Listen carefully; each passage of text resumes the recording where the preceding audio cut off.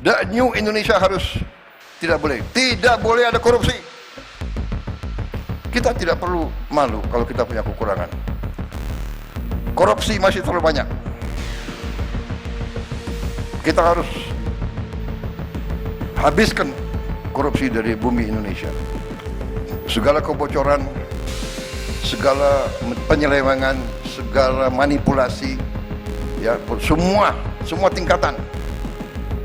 Saya kumpulkan pengusaha-pengusaha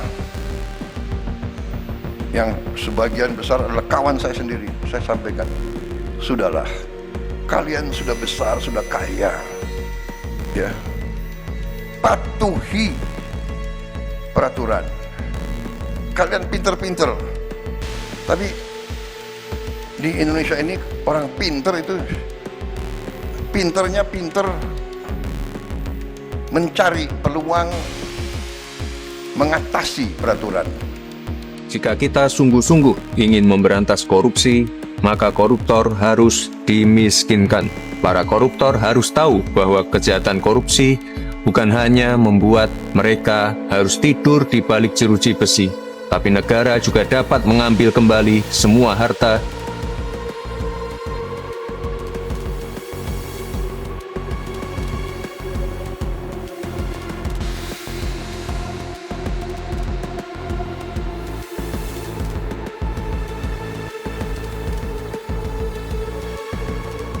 Prinsipnya sederhana, selama suatu aset bisa dibuktikan berasal secara langsung maupun tidak langsung dari tindak pidana seperti korupsi, narkotika, pertambangan liar, penangkapan ikan ilegal, pembalakan liar, judol, ataupun TPPO, negara memiliki kewenangan untuk merampas aset tersebut untuk dikembalikan menjadi aset negara, menjadi hak rakyat yang digunakan kembali untuk kepentingan rakyat. Sementara itu, Presiden Prabowo Subianto mengaku sepakat dengan penyitaan aset-aset hasil korupsi dari tangan koruptor sebagai upaya memberantas korupsi. Namun, Prabowo mengingatkan aspek keadilan juga diperhatikan agar jangan sampai anak dan keluarga si koruptor menderita akibat penyitaan harta tersebut. Kembalikan yang kau curi. Kerugian negara yang dia timbulkan, ya harus dikembalikan. Makanya aset-aset pantas kalau negara itu menyita. Tapi kita juga harus adil kepada anak istrinya. Kalau ada aset yang sudah milik dia sebelum dia menjabat umpamanya, atau sudah ya nanti para ahli hukum suruh bahas apakah adil anaknya menderita juga gitu. Iya kan? Karena dosa seorang tua sebetulnya kan tidak boleh diturunkan ke anaknya, kira-kira kan begitu. Jangankan rakyat yang geram, saya juga geram.